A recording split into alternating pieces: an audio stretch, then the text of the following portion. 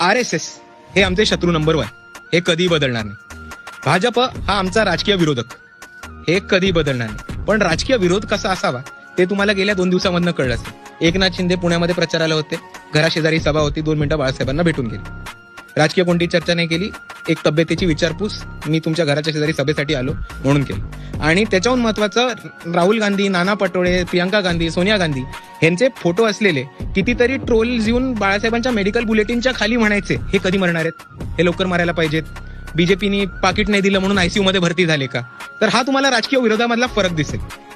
आता 2019 मध्ये 1 वर्ष आणि 2024 मध्ये 1 वर्ष शिंदेंनी कधी टुनटुना नव्हता लावला की बाळासाहेबांनी माझ्याबरोबर यायला पाहिजे. ते शिवसेने आणि काँग्रेसनी लावलं होतं. पण आता त्यांचीच टीम ज्या खालच्या पद्धतीने ट्रोल करतायत त्याच्यावरनं आपल्याला कळेल की ह्यांची इकडच्या आंबेडकराईट लिडरशिप काय प्रतिक्रिया, की यांना नुसतं आंबेडकर वाद आणि आंबेडकर लिडरशिप नाही संपवायची, तर त्यांना इकडे एका लिडरला मरण पावायचं.